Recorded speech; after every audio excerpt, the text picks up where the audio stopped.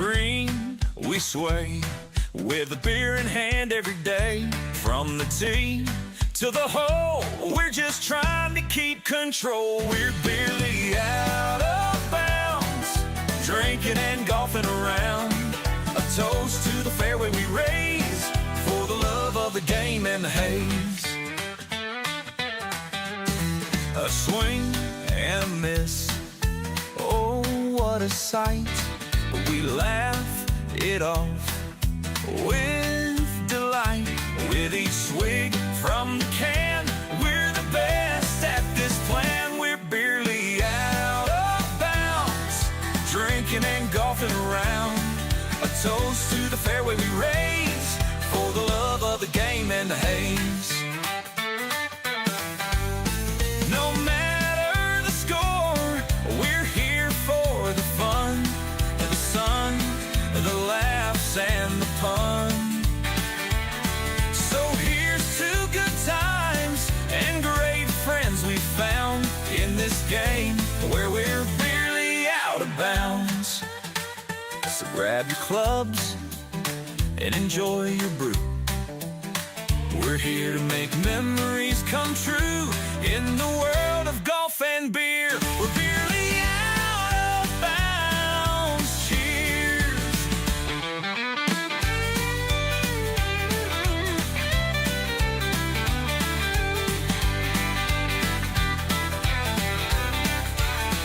We're barely out of bounds, drinking and golfing around. A toast to the fairway we raise for the love of the game and the hate. I think peanut butter is probably my favorite food. What are we doing, dude? Where's the intro? We're doing peanut butter. Please stop. And welcome back to another episode of Barely Out of Bounds. It's your boy Rico Daddy Slick here. How did your crew not get out there? They're playing golf! On the green, we sway with a beer in hand every day. From the tee to the hole, we're just trying to keep control. We're barely out of bounds, drinking and golfing around.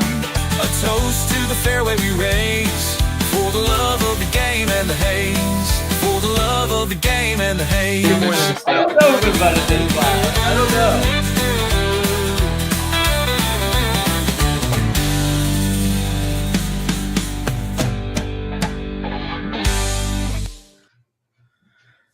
Hello, everyone, and welcome back to another episode of Barely Out of Bounds. I'm the golf guy, Zach. Join with me, as always, is two-time Tommy. Two-time Tommy. Tommy, two-time. Two times. Two-time folder. Welcome back. golf Welcome tournament. back, two-time. How you doing tonight? I'm doing all right. Feeling for our boy Tommy, Golf Jesus. He just couldn't get it done again Yeah. for what feels like the nth time. It almost doesn't make sense.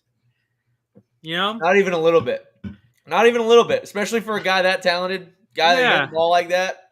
And Do you think it's like a? do you think it is? Do you think it is a mental block, or do you think it is something about his game? It's honest gotta be a to mental God, block. honest to God, I don't. So whenever Keegan Bradley won that event a few weeks back, right? Yeah. Whenever Keegan Bradley won that event a few weeks back, the issue is you muted me. No, I didn't. It says the host muted your mic. Can you hear me? Yeah, I can hear me. That's weird. I don't know why it said that.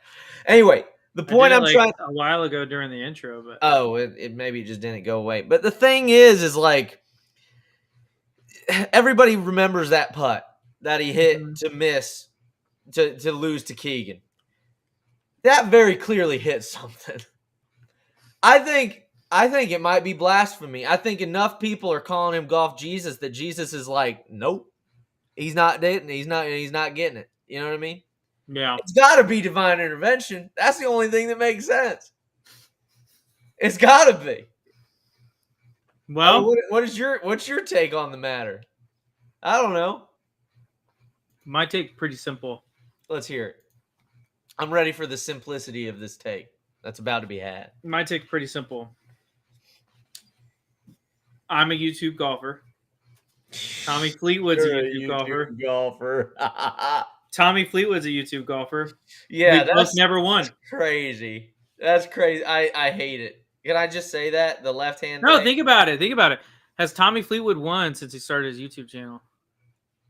Tommy Fleetwood never won before his YouTube channel. Well, he's never won. He hadn't won anything since he started his YouTube channel. He won like DP events and stuff previously. Fair. But again, he doesn't play in that many DP events. Yeah. So, But he's been in contention a lot on the PGA Tour, and he's come up short every time. Wesley Bryan, his only PGA Tour win was before he got notice popular you on said YouTube. only. Notice you said only right there. Yeah. That's a big only.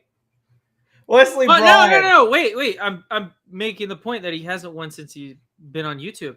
Bryson DeChambeau hasn't won a PGA Tour event since he started YouTube.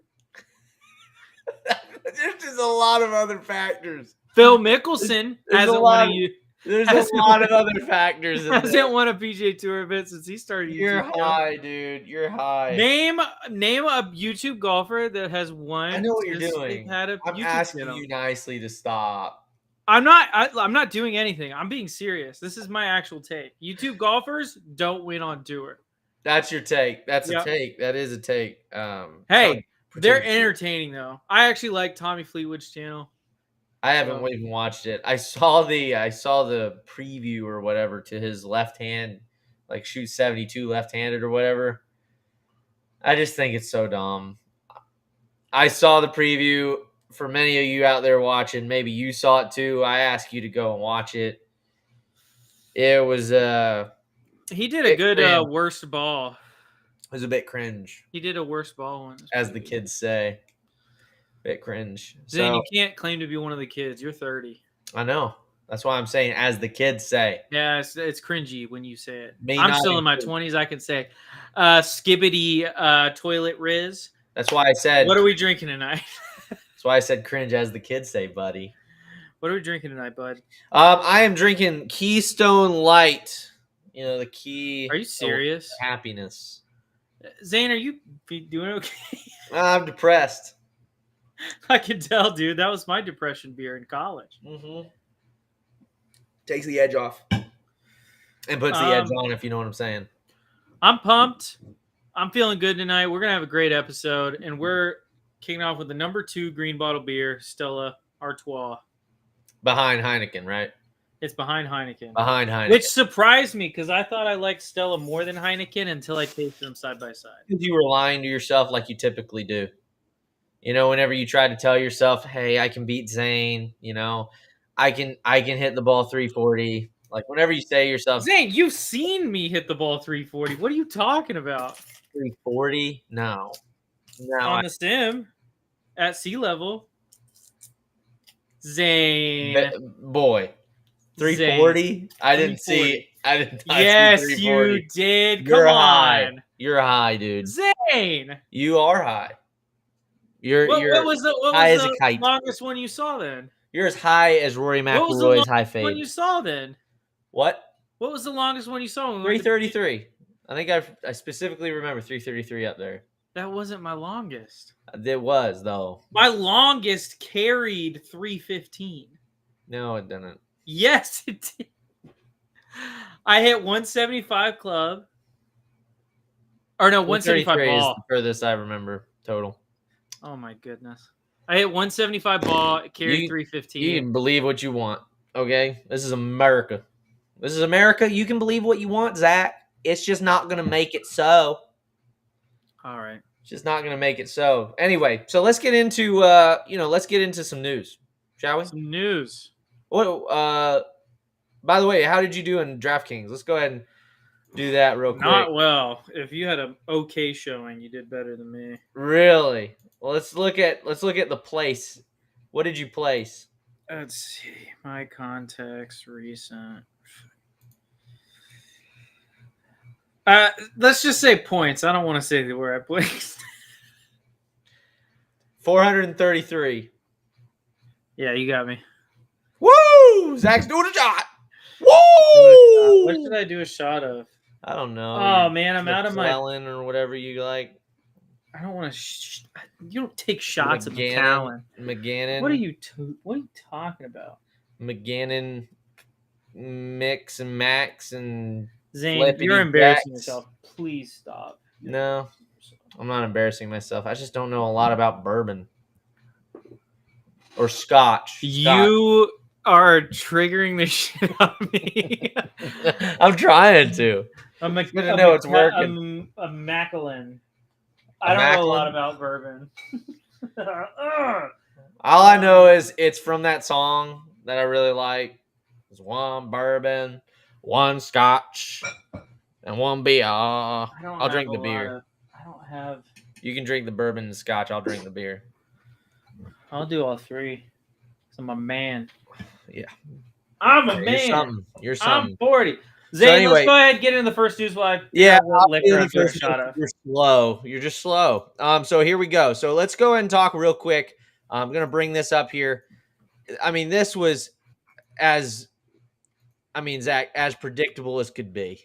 I mean, this is as expected as the morning sun. I mean, this was like you and me both knew this was going to happen. So after being on the bubble throughout his round, Jordan Spieth had a costly bogey at the last and is now projected to fall outside the top 50 needed to advance to next week's BMW Championship. His season appears to be over. Someone put us Preston at Preston Cox. Damn. That is so harsh. I'm gonna hit a like there. He said career. That is hilarious. That is so funny, dude. That's great. Anyway, so I mean, Zach, what do you think what are you thinking whenever you see that? Jordan Spieth, top 50 needed to advance. He doesn't do it once again. It's not the first time. When are we going to be like? At some point, you got to stop being surprised when a guy does something over and over and over again. And I've been there. Yeah, like he hadn't been in the top 50 for like 3 or 4 years. Well, weren't we just seeing him doing swing changes again? No, he was talking about how his swing changes were finally getting to the place where he felt like he was gonna start to take off. And after people 4 were or asking 5 years. After 4 or 5 years on a swing, it's like, change listen, kick. 2017 was a long time ago. It was a long time ago, guys. I think he had 1 win since then, but like 2017 was a long time ago. I think we can realize that Jordan Spieth's just kind of a middle of the road guy. He's gonna play well enough to keep his tour card. Maybe that's because he gets invited to all the special events and gets extra points for showing up. That's 100% true. That's just facts. That's just facts. That might be a reason why. Hey. Shout out to Ricky Fowler as well. But I mean, listen. Yeah. It's just like I'm not gonna be surprised anymore when his name's not in the. Oh, frick! You just spilled it, didn't you? No, I poured so much. Hey, that's not a bad thing, buddy. It is. That's way too much. No, it's not. You were saying, keep talking. But all I was saying, I'm not like it. When does it get to a point in a player's career where you're just like, okay, he's just not the guy that he used to be? Like he's not now. I've been there for a year and a half.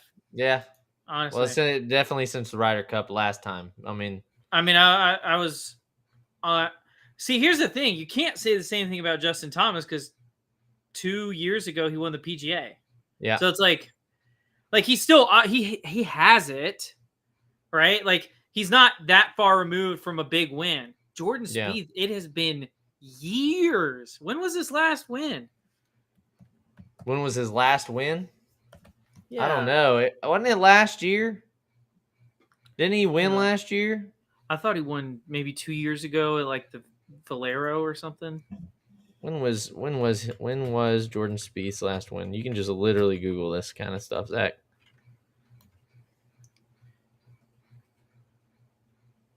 It was the 2022 RBC Heritage. He won in the playoff against Patrick Cantlay. So 3 years ago. 3 years ago. That was his 13th win on the PGA Tour. So anyway, you were saying, what does that do? Oh, I was remembering that Valero Texas Open win in 2021. I thought that was the last time he won. No. So since 2017, he's had 2 wins. Yeah.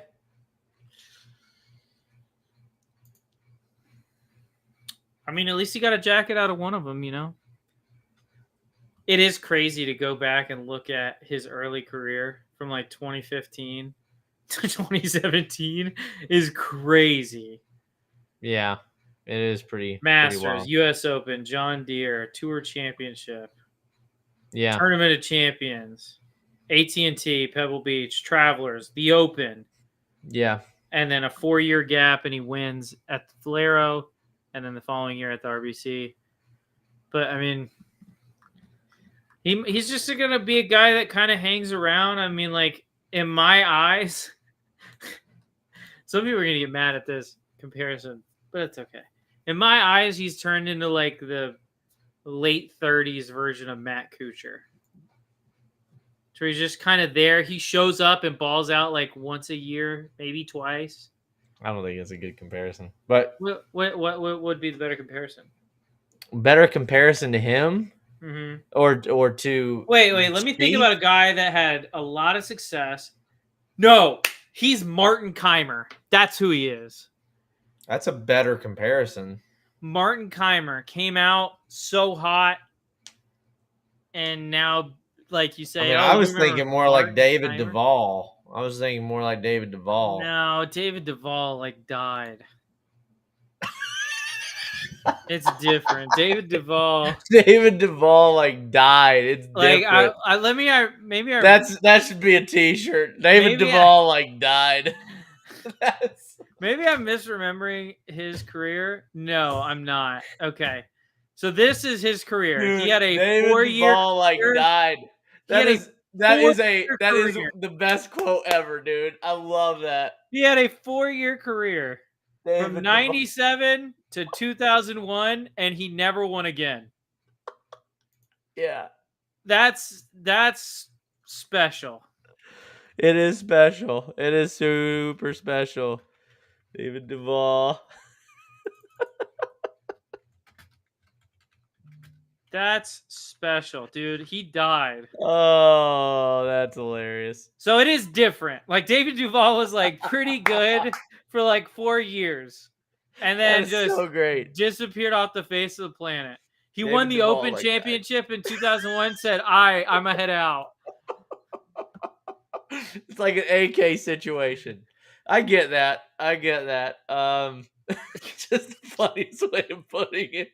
That's what I remember. It's like he was just like, "Oh, Zane, by the way, in his second to last win at the Buick Challenge, October 1st, 2000, he won by 2 strokes over Jeff Maggart, your favorite player." Oh, that's my favorite player ever.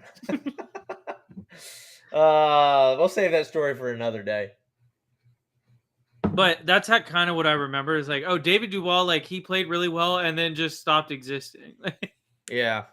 Just off the face of the planet. All right, and moving on to another player that's notable, honorable mention, is getting it done. Ricky Fowler finishes T6. Oh, boy. And is projected to be inside the top 50. He'll advance to the BMW and qualify for the signature events next season. This might be the home of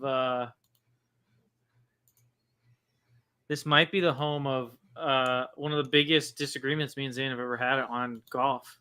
Which is? Does Ricky Fowler deserve to be there? Deserve to be where? Deserve to be in the top 50. I mean, he finishes T6. I think so. It's the playoffs. Do we not agree that the playoff points should matter more than the season?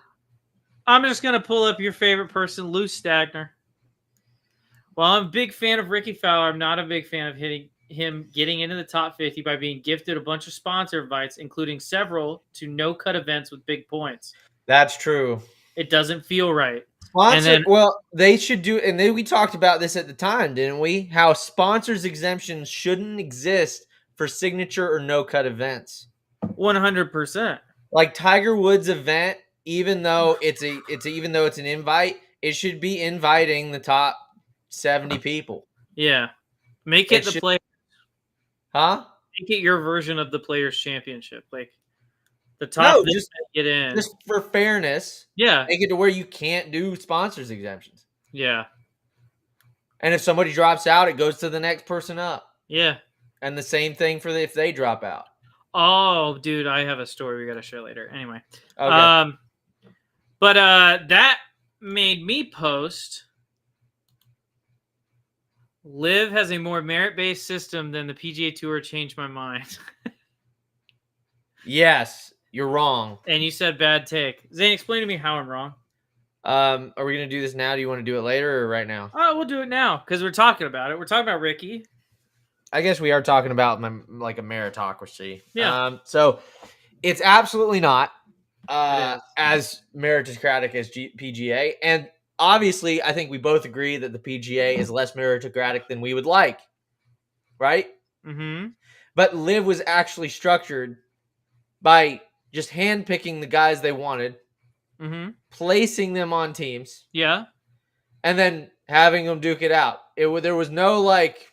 Oh, Zane, out of curiosity, is They there have a play-ins way? now, Is there and a they way? have relegation. Oh, so there's a way you can lose your spot on that There's a team. way you can lose your card.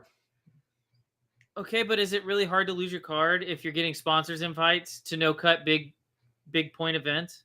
Like, is it Still reasonable? easier? It's still easier to lose your card on the PGA Tour than it is to lose your Live status.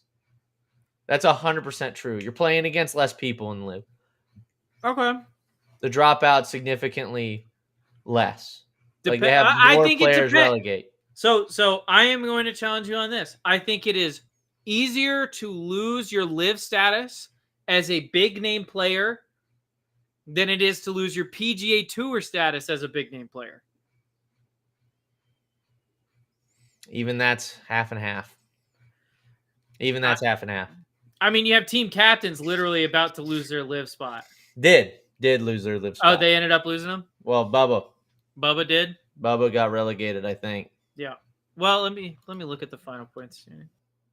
I think he got relegated. I don't follow it that much. I think they haven't done the best job of convincing me to watch them. Not, I'd have sympathy for the Live Tour, don't get me wrong, but they haven't convinced me. And I need to be convinced. I do. I need to care. You need to make me care. I won't just care by default. You know what I mean? You're muted, by the way. Yeah. Yeah, you should unmute yourself. There you go. I unmuted you. Okay. Okay. Live Golf leaderboard. That's Chicago. That's not what I needed. Hold on. Okay. Standings. That's what I needed. We don't really need to know this right now, do we? I'm just curious. Mito Pereira is currently in the drop zone. Ian Poulter is currently in the drop zone. He's a captain. He is a captain. Oh, I guess Bubba moved up. Oh, did he? Lee Westwood and Henrik Stenson, both right on the edge of the drop zone. Mhm. Did Bubba play super well, or did he actually just lose his spot? Am I crazy? No idea. Gamble. I think No idea, dog. no. Bubba Watson finished second at an event, and that bumped him up into not the drop zone. Nice. Good for him. So he actually had a decent stretch of golf there. Mm-hmm. T7, T4, and then second. So he's had a decent stretch of golf.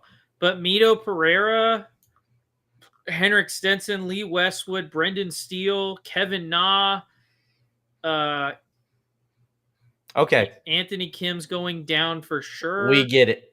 All I'm trying to do is make the point that these are big names that probably aren't going to or have a chance of not being on the Live Golf Tour next year. And you're just not going to see that out of the PGA Tour. You're just not going to see that. Cool. Cool, man. Cool story, dude. Cool story, bro. Great So for you.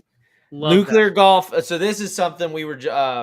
Obviously, this is the headline, right? This is part of the headline. Is Fleetwood falls short once again, right? Tommy 2-time. So, Tommy Fleetwood was unable to get it done on Sunday. The stats tell the story. 162 events played, 29 top fives, 11 more than any other player without a win. That's wild. Relatable. Double dude. digits. Double digits. Relatable. 43 top 10s and 6 runner-ups. He says, quote, I'm getting close. That's the good side of it. I'm obviously disappointed, but when you look at the positives, I was right there with a chance. It's hard to win. I just didn't get it done. You know what? I actually relate super heavily to Tommy Fleetwood, and let me tell you why. Let's hear it. I know you're going to tell me, but I have, this is actually real. I have more second place finishes than I do third to 10th place finishes in my golfing career. That's tough. That is tough. I have So, 3. I'm going to share this real quick, and then we'll talk a little bit more about it. This was what he said on Saturday after his round. So it says Tommy Fleetwood is seeking his first career PGA Tour win tomorrow in Memphis. Tomorrow might be the day. It might not, but being there is the most important thing. Let's listen in. So it's just another opportunity for me to go out and try and have the best round of golf I can. Enjoy being in that position. The more I put myself there, the more chance there is of it happening. And just go out and keep learning from every experience. But tomorrow might be my day. It might not, but being there is the most important thing, and I'll continue to try and do that. Thoughts? I love Tommy Fleetwood. With this mindset, and again, this is coming from, this is not the mindset, and I've read a ton of Bob Rotella books. I've read Dr. Joseph Parent. I've read none of them. That's not the mindset. Maybe I misheard what he said. You can have. Okay, I'll replay it again. Yeah, did I mishear what he said? It's just another opportunity for me to go out and try and have the best round of golf I can. Enjoy being in that position. The more I put myself there, the more chance there is of it happening. And just go out and keep learning from every experience. But tomorrow might be my day. It might not, but being there is the most important thing, and I'll continue to try and do that. I don't see that much wrong with what he's saying. Okay. Explain it to me like I'm 5. Okay. There's a certain aspect to these champions. Even guys like Jordan Spieth, right? Who won in 2022, he won in 2021. There are aspects to the mental side of things. Whenever it's not like there's one size fits all model, right? You have guys like Bob Rotella preaching about, confidence is key. It's not about perfection, right? All that jazz. Like one of my favorite books is actually The Golfer's Mind, which is a lot less of the storytelling, right? And a lot more of like just telling you basically how to think and how to react and how to act. Then there's like Dr. Joseph Parent talking about Zen golf, talking more about breathing, talking about staying in the moment, right? Zenning, right? Zen. None of those people or whatever success coaches or mental coaches, whatever you want to call them, that doesn't sound like any of those winning mental strategies that I've heard. That is kind of like a complacency mindset. It's like, I'm okay just being here, being in the mix. And that's not what I heard. But no, it's not what he meant, but that's the tone. And the tone matters. I disagree. He actually wants to win, or he says he does, right? Yeah. I 100% believe this. And I think this is coming out more and more with sports psychology. And I've been reading a ton here lately because I got nothing else to do, Zach. I'm unemployed. So been reading a ton. One of the biggest things that you learn whenever you're reading these guys, sports psychologists, there's a lot of themes that remain the same. One of them is imposter syndrome, right? The other thing that the other thing that plagues a lot of golfers, especially this high up, right? This elite, which Tommy Fleetwood, you'd agree, is an elite golfer. Yeah, he's elite. One of the things that plagues them is the inability to overcome a certain mental block, or like kind of like a bar, right? Tommy Fleetwood, he said, if I could win tomorrow, I could not. He's giving himself the out of saying, I might not win. And again, that's not to say that a not careless attitude, but a more laissez-faire attitude can lead to winning. Yeah. I'm not saying it can't. But you can't give yourself the out. You can't give yourself that, like, I've just got to put myself in this position enough times. Now, the fact is that it is true. Odds-wise, if you put yourself in that position more than another guy, statistics show that you're probably going to win more than another guy. The only issue is he's been there a lot more than, say, your boy, right? Wesley Bryan has won. Yeah. This man hasn't. Yeah. There's been a lot of other people that have been in this position only once. And he's been in that position multiple times. And I understand the odds argument, like if he keeps pushing, he could win. Yes. But I do think whenever you have that mindset of, I don't even think Scotty plays with this mindset. I don't believe Scotty Scheffler plays with this mindset. He talked about, we were talking about Scotty Scheffler and his attitude and how great it was. That he's like, golf doesn't matter that much to me in the grand scheme of things, right? He was saying that family means more than anything to me. Like, I want to come out and enjoy myself, sure, but I really do it because I want to provide for my family, provide a better life for my wife and kids, right? That's why I do what I do. I want to spend time with them. I want to be with them. But whenever he's out on the course, I can tell you, because I know his old roommate from college, I can tell you that's not the mindset he plays with on Sunday. That's not the mindset he plays with in golf tournaments. No, I take that back. It's just what we're not talking. So his whole thing about golf not mattering that much in the grand scheme of things has nothing to do with his mind. I just want to be clear. It has nothing to do with his mindset on Sunday. What he's saying is that in the grand scheme, it doesn't matter. But I really, really want to win. Like, I really, really want to win. And he made that emphasis. He emphasized that whenever he was talking. This doesn't sound like that. I just, and it might be that he's placing his own bar above him, much like me, much like you, right? Much like us normal guys, which again makes him a lot more relatable if you ask me. But he places, it's almost as if, and he does get bad breaks, like we saw that putt, but there were other shots that he missed before then, right? We can't say that it was just that putt. Yeah. The issue is like, there's that, I don't know, it's not, for him, it's not imposter syndrome. He's on the PGA Tour. For him, though, it might be like he knows surface level he's good enough, but he just has never proved to himself that he could win on that stage. You know what I mean? Does that make sense? Like, he's almost, and this sounds stupid, but I promise you it's not. It's real. It's almost as if he's scared to win on the PGA Tour. Because then he set that as his goal, right? No, it's not his goal. Okay. You clearly never heard him talk before.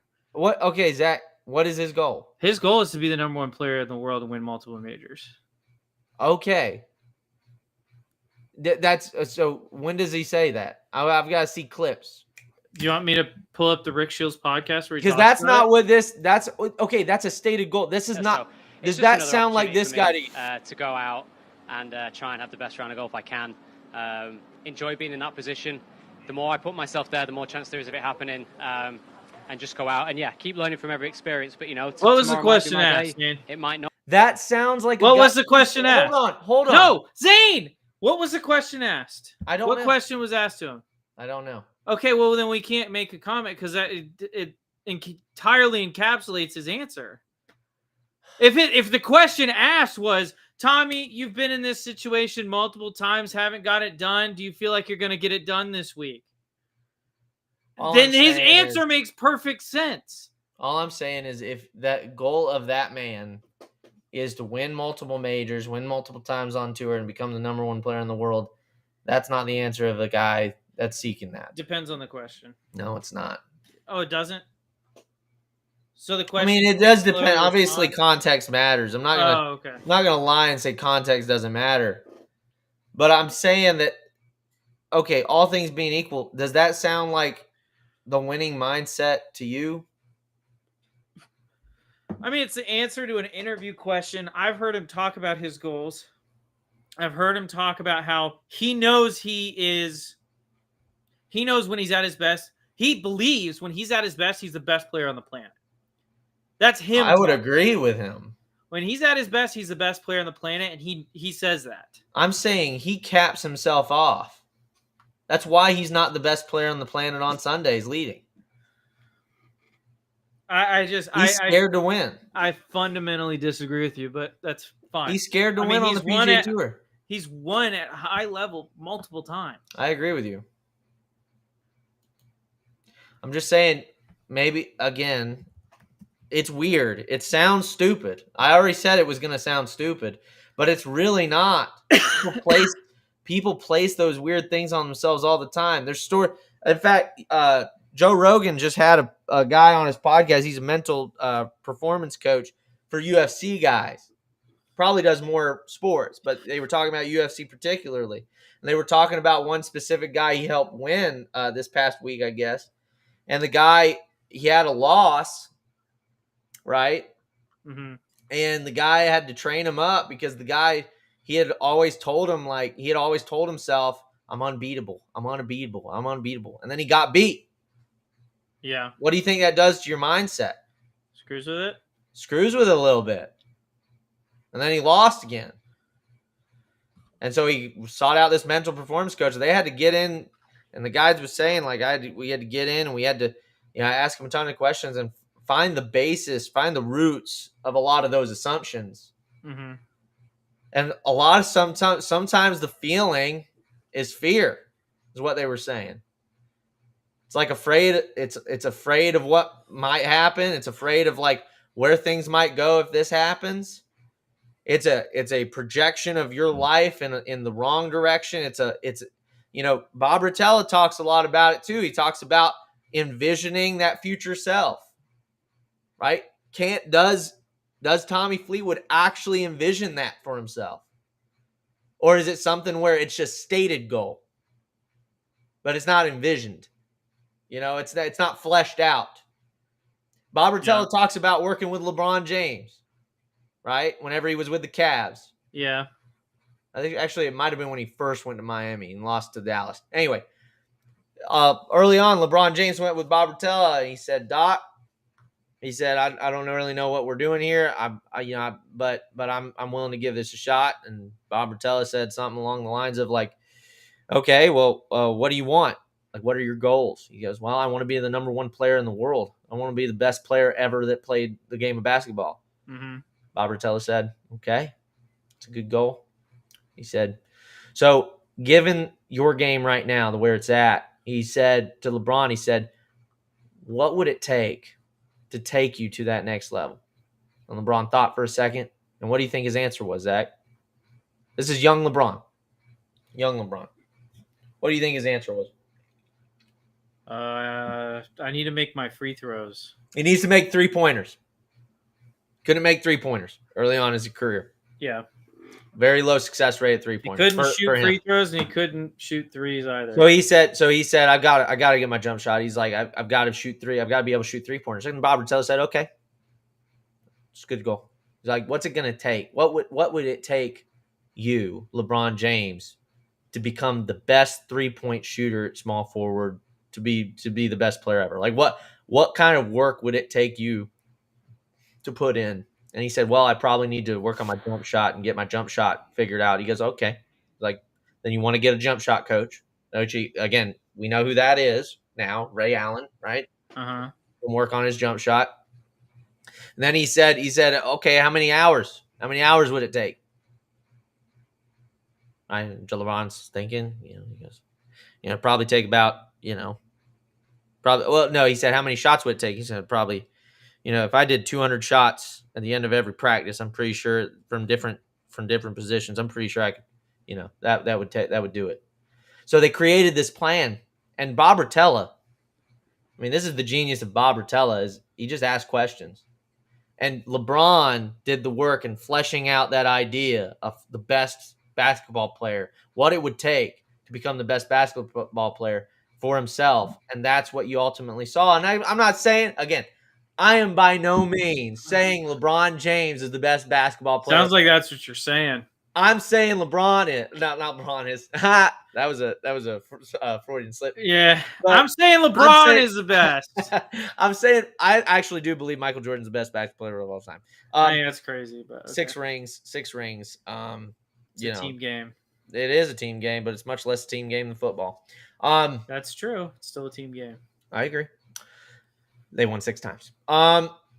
So here's the deal. Right, LeBron James, though, is definitely in the conversation of best basketball player of all time. He's definitely in that conversation, and he got there through that work.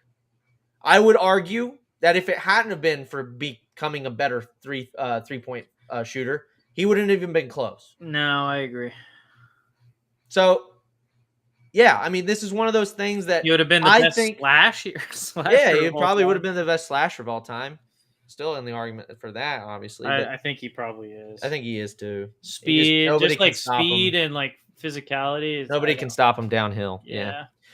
So that's my point, Zach. Is I think Tommy Fleetwood may be dealing with some deeper rooted things that keep him from the success he wants, or he says he wants, and deep down he may not want it as bad as he think he does, or there may be some mental blocks there, like stopping him from being able to do that.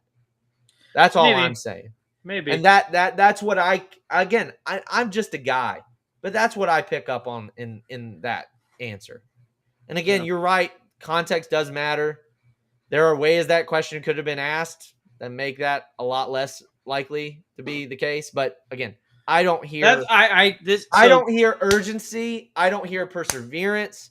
I hear kind of like a meek. Well, maybe he talked to Bob Rotella, and Bob Rotella told him he's putting way too much pressure on himself. That'd be a good question. Has he ever worked with Bob Rotella? Do you mind searching that real quick? Yeah, look. Anyway, so that's all I've got to say on the subject. And again, I really like Tommy Fleetwood. I really hope he breaks the streak. I really do.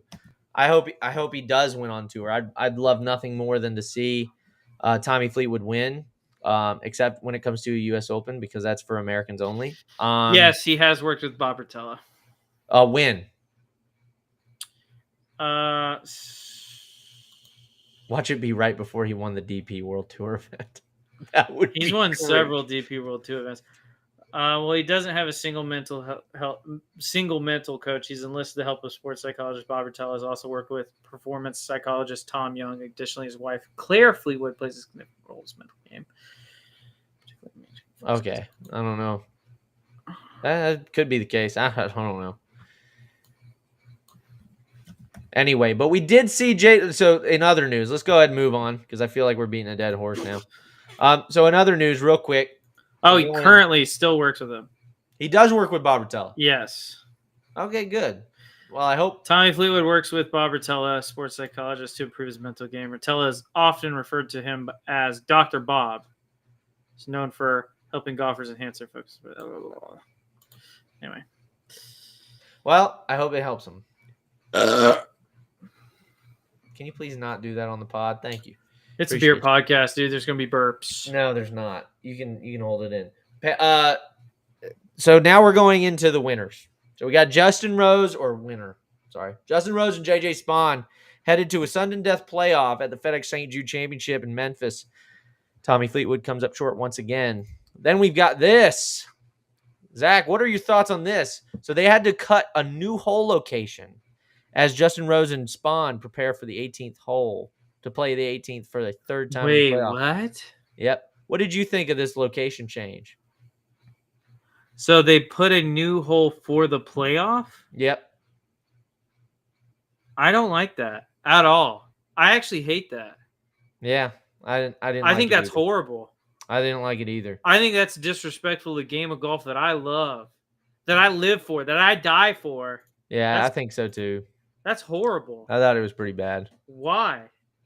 Yeah. I don't know. I agree with Greg, though. Playing the same hole multiple times is the real problem. Oh, 100%. Like, all you need to do is just play 18 and 1 over and over again. Or like play if 17 or like 18 if are you right up there next to or if you have like a little 3-hole circle. Oh, I would that love a kinda, three-hole does, like- playoffs are awesome. Well, Three-hole like it doesn't playoffs even are the have to be. best. Well, it doesn't even have to be like aggregate or anything. I agree, 3-hole playoffs are the best, but like it doesn't even have to be aggregate. But just like if you have a section of the course, which almost all courses do, where you have a tee box goes this way, a hole goes this way, and then a hole goes this way back to near where that tee box is. You just play that on a loop until someone wins. I don't like playing the same hole over and over again. Period. I really don't like that. That's on screen. I really don't like that. You really don't like that. Was the playoff one on the third hole? On the third playoff hole? Was the what? Was it one on the third? I think it playoff hole? was. All right. So put an asterisk on that bitch. So this was JJ Spawn. Let's go ahead and check this putt out.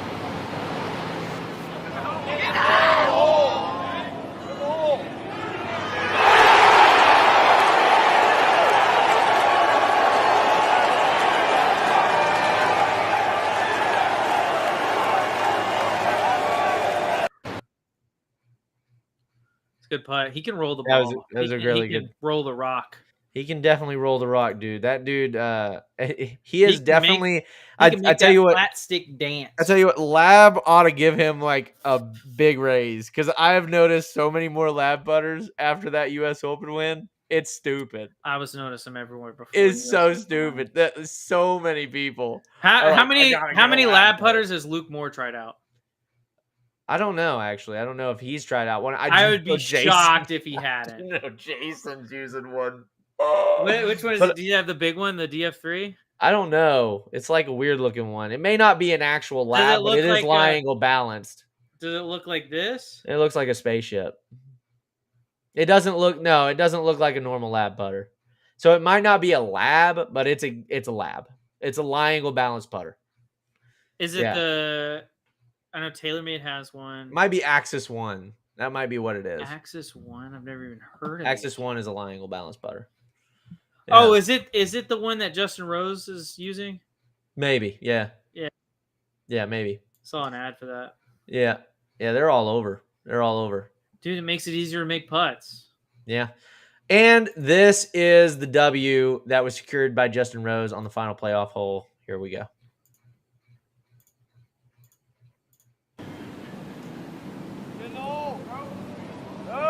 Yep. Bingo. First birdie in the third playoff hole. And there's JJ, and he doesn't even scare it. And Justin Rose is a playoff. Little firm there, JJ. Yeah, that was. You know what? In his defense, he's probably never had that putt. What do you mean? Oh, because the playoff hole, Jay changed it. That's funny. In his defense, he hasn't hit that putt all week, so that's funny. Yeah, I mean, I feel bad for JJ. That was a pretty bad putt. That looked like something Zane would do. But anyway, Zach. Last few things we got to talk about. Here's the new Ryder Cup standings. These were updated as of. These were updated as of the St. Jude. So that's Scotty on top. JJ moved in second. Xander, Henley, Bryson, English are all in top six. Those will be automatic. Dude. Then you've got JT, Morikawa, Ben Griffin, Keegan Bradley, Maverick McNeely, Adam Novak. Right outside it, you've got Cam Young, Brian Harmon, Patrick Cantlay, Sam Burns, Wyndham Clark, Lucas He was Glover, out. He missed it. He's not in the top 50. Daniel Berger, and Bhatia. So I don't want to see Clark anywhere Akshay. near this U.S. team. Akshay. So who are we thinking, Zach? Who has it changed your mind on who's going to make it, who's not? I don't think What's it really your matters. thoughts? Hit me with I it. don't think this changes anything for me. Really? Yeah. Not at all. Where did Cam Young finish? That's what I'm looking for right now. FedEx St. Jude. Cam Young finished 5th. So I think Cam Young, I think there's reason to Akshay move him finished up. 10 under. He finished 6th. I think there's reason to move Cam Young up. Mm-hmm. Mm-hmm.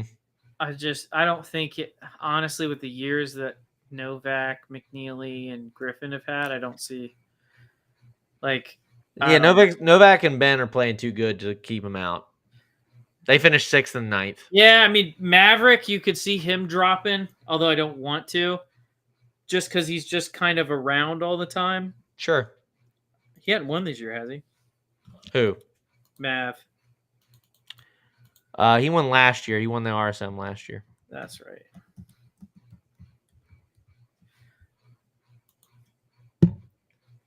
He did make. He's 21st on the PGA Tour this year, so he's having a pretty decent season. Yeah, no. Yeah, I think McNeely stays in. Who would you drop? Out of those, Colin?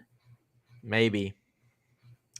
I mean, where did I he just finish? don't think there's a chance that happens. Where did he finish? I don't know.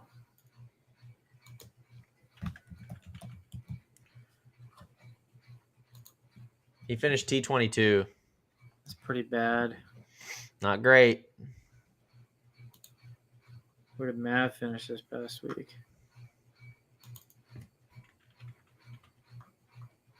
T28. Oh, maybe you drop Mav. Yeah, he hasn't had the strongest showing of late. He was really Yeah. hot early on in the season. I think you do. I think you drop Mav. I think you drop Mav and then you throw in like Cam Young. Yeah, maybe. I think you do. I think that's. Cam Young's hotter than Mav right now. I'd probably. He is. Yeah, because I mean, the last top 10 Mav had was in the first week of Yeah. June. I totally at agree the with you. Memorial. And then it's 37th, T17, T22, T23, cut, T28. Yeah, I totally agree with you. Totally agree with you. Now let's go ahead and check out the European Ryder Cup. Even though we don't really care about these, They're gonna smack us around, dude. they really are. I think so. If we look at the locks in right now, are Rory, Rose, and Tommy. Yeah, Then you've got McIntyre, That's Terrell, solid top three, and dude. Straka. Huh? That's such a solid top three. Solid top 6. Are you Yeah. kidding? Dude, Dude, come on. That's I the think most solid top 6 I've ever seen. I think it's the most solid top three. I don't think it's as solid at 4 and 6. You're joking. No, I'm not. Robert McIntyre isn't solid. I think he's about as solid as 6. Straka isn't solid. the last You're time joking. I put money on Straka. He fucked me over. Hey, watch the F-bomb. Sorry. The last time I put money on Straka, he screwed me. And then we've got Lowry. You've got Rasmus Højgaard, Ludwig, Hovland, Matt Wallace, and then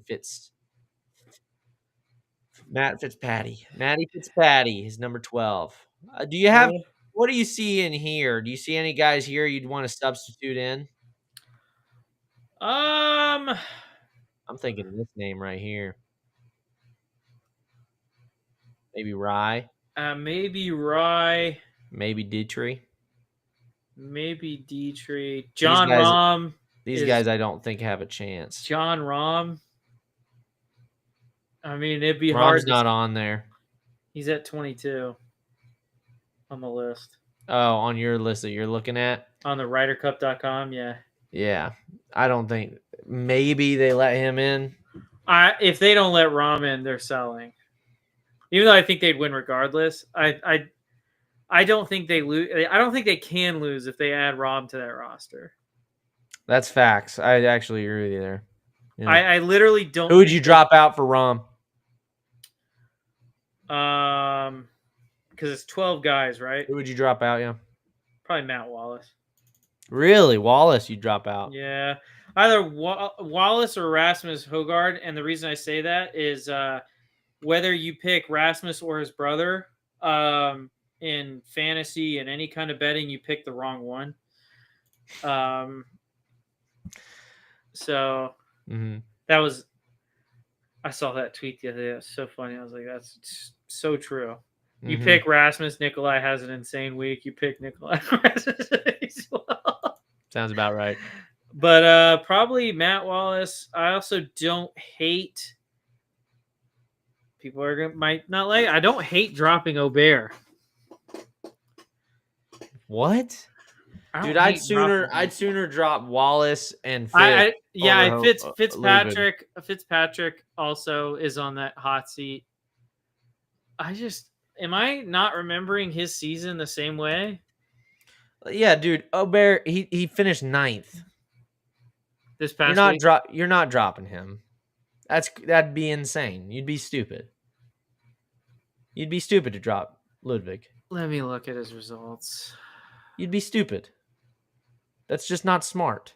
Okay, he's playing much better recently. He was off to a horrible. Yeah, he didn't have the best years. Yeah, and then had a horrible year. Yeah, he's turned it around of late. So I'll rescind that.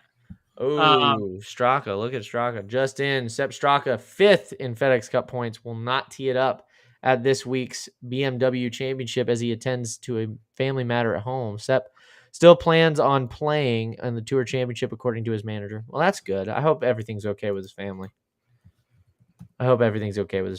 Obviously, it doesn't go into more detail, but I hope everything's all right. What has Sepp Straka been up to lately? I mean, Straka played. He's got 2 wins.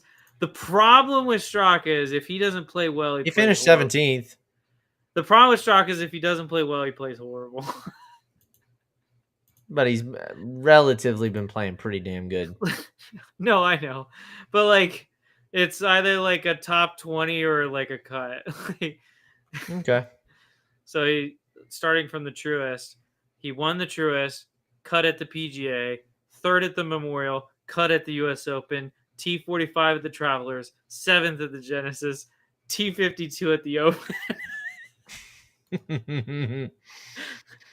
That's pretty funny. It's just top 10 or nothing. I don't even want to be here if I'm not top 10. All right, here we go. Last thing we're going to talk about. This is Rory McIlroy speaks on why he skipped the first FedEx Cup playoff. I really do want to hear this answer. You ready? Yeah.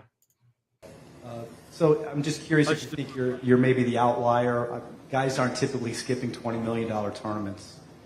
No, and a lot of the guys aren't 18 years into their professional career either. It's I feel like I'm in a little bit of a different position than some of the guys, and as I said, I'm playing 9 times between now and the end of the year, so I've still got a pretty busy stretch coming up, and I just think that extra week off will do me good, with the events coming up, and some big events that are important to me. Irish Open, Wentworth, obviously the Ryder Cup. I want to try to win my 7th race to Dubai over in Europe as well. And he just said that. There's some things that are still important to me that I want to go play in, and that was a big part of the reason why I wanted to take that extra week off last week. So I'm just curious if you think you're maybe the outlier. What I hate the hell? I hate him. He literally just said, I make more money than these guys, so I'm better than you. Yeah, I'm better than you. That's what he said. He's like, I think you're the outlier. Not many guys are skipping $20 million tournaments. And he literally looks at the camera and goes, and says, I'm just better than you. You think I give a single rat's ass about $20 million. I light $20 million on fire, and it doesn't affect even a zero in my bank account. That's exactly what he said, though. For It all is. intents and purposes, What a that's exactly what he said. I make more money than these guys. I know everyone. Listen, Dude. the PGA Tour keeps trying to find a way to make this playoff work. This is why it doesn't work right here. I just want to point out, this is the problem. This is what we were talking about when we were talking about Colin Morikawa saying he doesn't know anybody anything. Like, this is the exact attitude that is showing the decay of society. I mean, it really is. I don't mean to be over dramatic. That is I don't the mean to decay. be over dramatic, but Rory McIlroy shows us the reason society is falling apart. That is the decay of society. That's like, oh, there is no responsibilities. No, if you only just what I want to do. If you've listened to like young Gen Zers talk, it has nothing to do with Rory McIlroy, man. No, but that's the mindset, right? The mindset is there are no duties and responsibilities, right? It's just what I feel like doing at the current moment. That's what it is. It's licentiousness.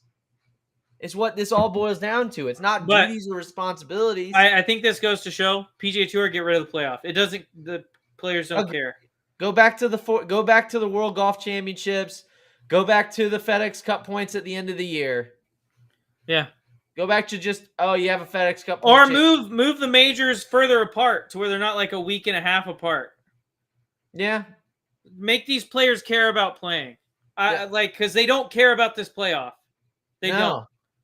And I understand FedEx pays you a lot of money to be the title sponsor. But honestly, if I was FedEx, I'd be pissed off that Rory McIlroy's not at a playoff event. The thing is, he could have taken off another tournament that wasn't a playoff event. Yeah. Like, if you wanted a getaway not during playoff. By the way, how does it feel to be the PGA Tour? And this is the thing you're trying to make a thing, the playoffs. Yeah. And Rory McIlroy is talking about, well, I skipped last week because I might want to win another race to Dubai on a different tour. So I'm going to skip this tour's playoff series. And it has nothing to do with winning in Dubai, by the way. Nothing. Nothing to do with race to Dubai. That's horse manure is what that is. Well, no. He said, I'm taking this week off. Yeah. So I could have an extra week of rest because I have a lot of important events coming up, like the Race to Dubai Championship. I'm looking for my 7th title there. That's insane. That is so bad. And then he says the thing about the Ryder Cup, but the Ryder Cup is way on down the line, dog. Yeah, dude. You got time off before the Ryder Cup. Shut up. Dude, but it's just one of those just excuses again. Like, that's just an excuse. That's not a reason. There's reasons and there's excuses, just like we learned growing up, right? You got reasons and then you got excuses. Those are just excuses. Those aren't actually why you skipped. You skipped because you didn't want to play. Just be honest. You skipped just because tell there us was you're an asshole. You skipped because there was no ramifications for you doing so, and you wanted to take a week off. Yeah. And then here's one more clip. This is from the very same press conference. Hashtag shot down Rory McIlroy says he rejected the opportunity to be a playing European Ryder Cup captain, likely in 2027 at Dare Manor. Why? Because I don't think you can do it. No, I've been asked to do that and I've turned it down. You've already been asked to be the captain? No, the idea of me being a playing captain sometime soon coming up has come up and I've shot it down straight away. Yeah, why? Because I don't think you. First off, that is fishy. Like, you were off, and then he's like, no, I wasn't offered it, but talking to my buddies, I would have said no. I don't think you can do it. I mean, guys have. Yes. Successfully. Yes. It's the very reason why you have vice captains, those things. Like, what else are vice captains for? You can do it. I just think the commitments that a captain has the week of, you think about the extra media that a captain has to do, you think about the extra meetings that the captains have to do with the pause. Oh, that's the reason. That's the reason. It's all the responsibilities. No, and the duties. more base than that, Zane. You got to get more base than that. Rory doesn't want to have to talk to the media if he loses a match. That's why he doesn't want to be a playing captain. I don't think it's that. I think it is. Zane, has he talked to the media this year at all if he's played bad? No. Oh! No, but I don't think it has to do with whether he plays bad or not. I think it's just that he just doesn't want the duties or responsibilities. He just doesn't want them. He's already taught. And here's the thing. This is the craziest part. He's never going to be a captain, Zach. The only reason I say that is because he's already told us once he's done with golf, it's over for him. He's done. He's already told us that, guys. Just for those of you that weren't paying attention to this show. He's already told us that once he's And I'm done, not talking about this show as in the Beerley show. I'm talking like the Rory show McIlroy is in show. the Rory McIlroy show. If you haven't been once paying he's attention done to the playing episodes, golf professionally, he's not being involved in the game. he's not doing senior stuff. He's not doing, He's done. He He's said like he's done. done. He said he's done with golf. He's gonna sit on his billions of dollars that he may have not got play a fraudulently. lick. And you knew that if you watched Golf Cribs from back in like 2013. You knew that. This is nothing new. I mean this was known. I despise him. This is vice captains, with the PGA of America in Keegan's case. By the way, hate the hat. Hate it. That is dumb. Preparing your speech for the opening ceremony. Just there's a lot of things. Yes, because that's hard. To prepare the opening speech. Honestly, I think the best. Not the best. One of the funniest things a guy could do as a captain for the opening ceremony, he goes, "Let's go win this," and then walks off.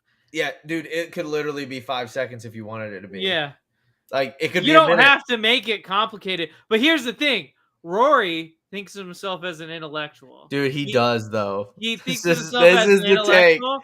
This is the take. He thinks of himself as an intellectual. So if it's not the most brilliant captain speech in the world, he would just downright refuse to be captain. If he's not convinced that it's not going to be the most memorable thing ever put to paper, he will just not be a captain because then he doesn't have to write the most memorable thing ever put to paper. Because he actually thinks that I am capable of doing this. He's not. This is exactly right. He thinks he's capable of doing it, but on the off chance he doesn't, he would downright refuse the opportunity to do so. Yep. That is the exact right take. Zach, thank you, Zach. Things that people don't see that the captain does the week of the Ryder Cup, especially now that the Ryder Cup has become so big. If you had said 20 years ago, I would have been like, yeah, I think it was probably possible to do. But with how big of a spectacle and everything that's on the line in a Ryder Cup now, I just think it would be a very difficult position to be in. So Pause. I just think for Pause. I hate that. I hate it. Dude, we already know you're not going to do a captaincy anyway. Listen, no. Even more base than that. I hate the idea that like this thing at this point in time is the most important it's ever been. I hate that. I hate that so much. You don't even know. Because like the Ryder Cup has always been big. Yeah. Like it's not that it was ever small. It's become more televised. It's become more widely covered. But that there's happened just during more people watching it, but it was never not big. When was 20 years ago? 2005? Peak Tiger? You're saying that. Yeah. You're saying now. You're saying now it has like so much extra pressure. Then Peak Tiger? Come on, man. Yeah, I think this is one of those things that is just, again, bad trash take after trash take after trash take. All just coping. It's all cope.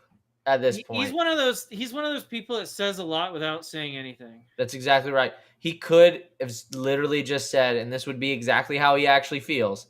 It's like, hey man, I just didn't don't want to feel do like it. doing it. I just don't want to do it. I just don't want to do it. Just say it, dude. No one's gonna fault you for just not wanting to be captain. You don't have to go on this whole diatribe. Because the question was asked if you would be a playing captain ever. Even if the idea is like, I just don't want to be a playing captain, just say that. Yeah. Don't come up with all this like, the Ryder Cup. If they ask you so why, much more than it if did. they ask you why, you just say, I just don't want to play and be a captain at the same time. That's literally what he just said. That's all you gotta do. That's all you gotta say. Anyway. And for those reasons, I'm out. Those reasons. And then, the captain isn't going to be on the course all day. So really the captain's only going to be able to play one session on Friday, one session on Saturday. Would you rather not have a player that has the flexibility to go twice if he's playing well? And, there's a lot of different things that go into it. And that's why I think, look, it's just my opinion, but I think it would just be very difficult to do. Well, what if you, as a player... Why would you need 5? College teams only have a coach and then an assistant coach. Like, if this were the case, like, why would you ever... I mean, why is it... I just don't. You have 5. Zach, I'm done. I mean, you just have. I didn't. You have more than one vice captain. David Duval, died. You just saw that. You just now saw that. No, you did not. Oh my God. I switched that. Whenever you said it, I said. I thought when you were clickety clacking over there on your keyboard, I thought you were making an actual shirt. No. I am going to make that shirt. David Duval. Oh, I died. 2002. Yeah, R.I.P. All right, and it's gonna just have a tombstone on the back to say R.I.P. David Duval. People like David Duval died. Well, yes and no. Yes and no. Yeah, yeah, he did kinda. He was the hottest player on the planet during Tiger for like a couple years.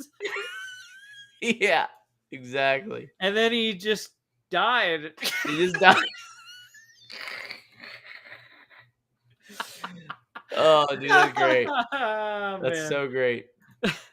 That's so great. All right, we got one more story to cover. I thought this was crazy. Crazy. You're gonna like this story, actually, Zane. I think you will. Well, you're gonna like it and hate it.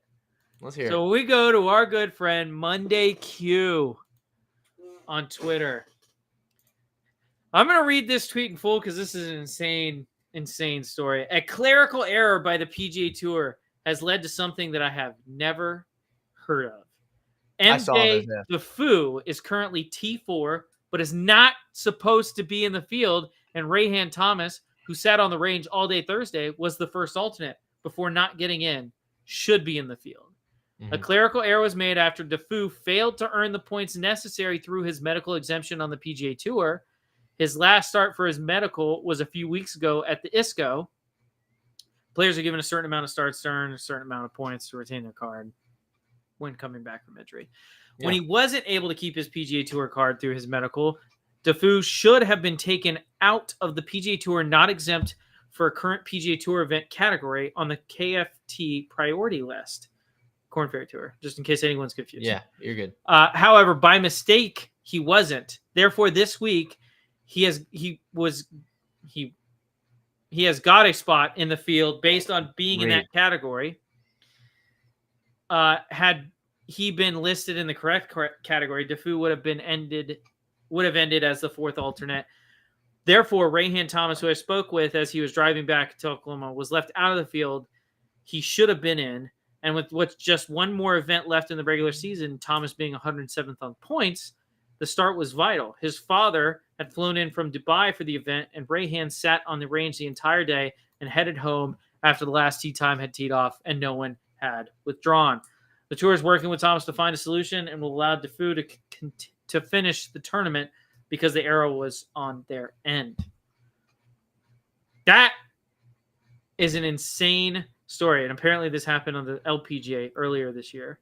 Mm-hmm. Two different governing bodies. Different governing bodies. But if I had a nickel for every time, if I had a nickel for every time a clerical error was made and a player was playing an event they shouldn't be playing in, I'd have 2 nickels, which isn't a lot, but it's kind of crazy that it happened twice. It's not that crazy. I think this is just one of those things, but it is pretty wild. Because I never heard of that either. You'd think that on like it's got to be somebody messed up on a spreadsheet. That's what I'm thinking. I swear to God, somebody messed up on a spreadsheet, and that's They just didn't update Excel. They didn't update They Excel. didn't. Listen, when Microsoft Or they did update Excel No. and it really switched around the No, table. they didn't want it. Their computer was kind of low on like RAM, so they're like, oh well, this Microsoft update can't be that important. Mm-hmm. Yeah, that's right. Restart later the night before the event. Yeah, yeah. So anyway, They find I think it's just one of those things. I think it had to be like a spreadsheet or some data taker messed up. I can't That's the thing. That's the only thing that makes sense to me. Here's the thing, though. There aren't that many guys with PGA Tour status. How big does that spreadsheet have to be? It doesn't matter how big the spreadsheet is. If there's some data points that didn't get entered or something, then I'm saying the PGA Tour makes a lot of money. The fact that they can't get an accountant or some guy to look at this and be like, they probably did. They probably just made it. It's probably just a super rare mistake. I think you're making this. It is crazy, but I think you're making this into something that's just no. I'm saying. Listen, this is what I'm saying. I'm saying. Hit me with it. This doesn't happen in well-run professional sports organizations. There's almost no other professional sport organization like the PGA Tour. ATP. Not even close. The NFL. Not even close. You got 32 teams. Okay. Well, with 53, you've got like over 200 players with status. I'm not sure. You have 53 people on each team. Sure. After final cuts, which haven't happened yet in the NFL. What are you talking about? Final cuts? Yeah, but that I don't understand. There's a lot more players involved. It's like the clerical error here. Like what? Well, listen. You salary cap. Dude, you're reaching hard. Yeah, salary cap. Oh, that was a great point. By the way, the salary cap doesn't make any sense to me. It's like, hey, we're gonna put this all as a signing bonus. So that doesn't count toward our salary cap. Your contract value, it does have the salary cap does have that signing bonus included on your contract value, but that actually doesn't go toward the salary cap because it's not part of your salary. You should save this conversation for another podcast. I'm just saying I don't understand it. Yeah, salary, dude. The whole salary cap thing in all leagues doesn't make sense. I think not having a salary cap makes less sense. Yo, agree. But I'm saying the way they write it is so crazy. Like you could just make it simple. You could just say, "Hey, don't spend more than this." Yeah. You can only spend this much a year. This is the number. Yeah, every year you can only spend this much. That's all they should do. Like, it's just but anyway. They don't. I thought that's just crazy story. God, that sucks for Rayhan, dude. Yeah, it does. But they're gonna figure something out. He'll be fine. If he misses his card though, like he'll be fine. What if that was his? They're gonna let him get another stop. They're gonna let him get another shot at some. I mean, they probably will, but multiple. They'll probably give him status for another year anyway, or something like that. The problem is if they do give him another spot because he's supposed to be in the net, someone else isn't getting that spot. Not necessarily. They can issue special PGA Tour cards. They can give him an extension, like a limited status card or something like that. Yeah. Like give him into entry. Give him entry into a certain amount of events next season. Yeah, he'll be fine. Okay, he'll be fine. What would happen, Zane? Out of curiosity, what would happen if like an assistant professional at a small course in Georgia, small private club in Georgia, won the RSM Classic in November? What would happen if what? Would I get potential status on tour? Okay. Okay, dude. I'm You asking. would need to. I for a think you'd friend. need to win. I think you'd need to win. Yeah, that's what I was asking. Yeah, you would get special Conditional. status. I'd get conditional status on the PGA Tour. I think you just With earn a your win? card. I think a win With a earns win? you your card. Yeah. Well, I know what we're aiming for this year, guys. We're gonna do pre-qualifying and then I'm rooting for you, qualifying buddy. and I'm then rooting win for the you. RSM. Shadow, stop. Hey. Dog's messing around. Yeah, my shadow's here too. Being a real pain in the butt. You stop it, buddy. You stop it. Bigger than you supposed He to. knows. Anyway, so real quick, I just want you to hear. I just want to, again, and I could be wrong. I haven't watched this video yet. This is where we're gonna finish on. But we just heard the Tommy Fleetwood thing, right? I want to hear this. I do.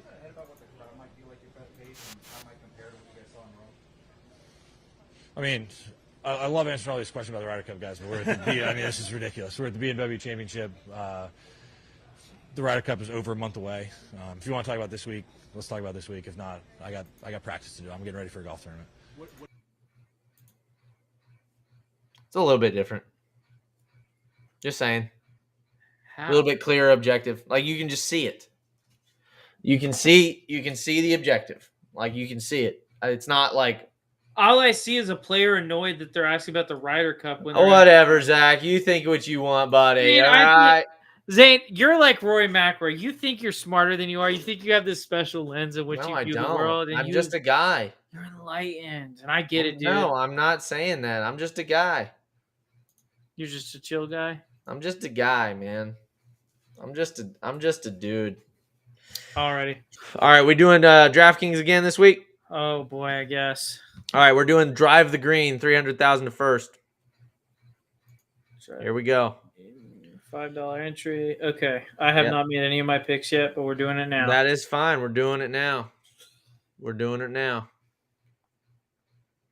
What we got here? Hold on. What is this? Go to. There we go. Perfect. All right. I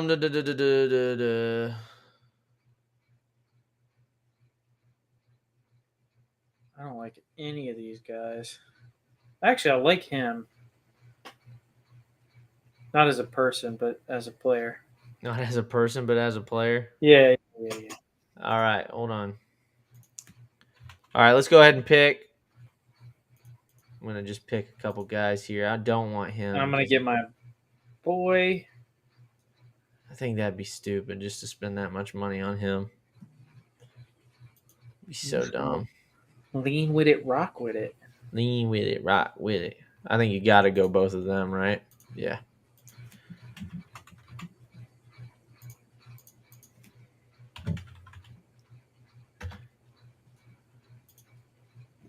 Let's go here. All right, Zach. Are you picking? Oh yes, this could not have finished any better. How close All are right. you to getting done? I'm done, dude. Are you really? Yeah. I got a couple more. You want to go ahead and give me your first pick? Yeah, I'll go ahead and give you my first pick, dog. Give me your first pick, dog. Let's get the first pick in. All right, starting out, we go from bottom to top. Starting out with the Flat Stick Fiend, Danny McCarthy, 7,100. I love 7,100. I love Danny McCarthy at 7,100. Do you now? I love him at 7,100. Do you now? I do.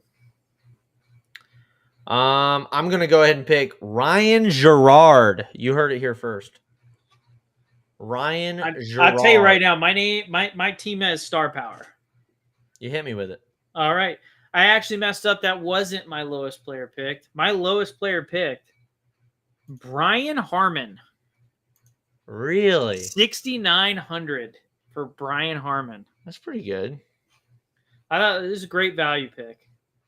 That is a pretty good value pick. I am picking. He's too expensive. Oh, sorry, I picked this guy already. Maverick McNeely, your boy. Picked Mavs. That's crazy because I also picked Mav at 7,500. Very nice. I knew Love you that would. guy. I knew you would. And that's why I picked my next guy, which is another favorite of ours, is Kurt Kitayama. Pick I Kurt love Kitayama, Kurt, dog. 7,600. Big fan of Kurt. Big fan. My next up, I got a guy Zane's big fan of. He thinks he's the best player in the world. Mhm. Bobby McIntyre Let's see it, dude. at $8,100. That's a very good pick. That is such a good pick. I'm picking Chris Gotterup. Chris Gotterup. He's 8,500. All right. And then we got the big spends. I'm falling for the trap again. We're going JT, Justin Thomas at 10 grand. Dang, dude. I picked JJ Spawn. JJ Spawn, obviously, he was in the playoff. He looks like he's just judging from data golf. Pretty good course fit here. So at the BMW. So looking forward to seeing what he can do. And then my top spend, Tommy Fleetwood.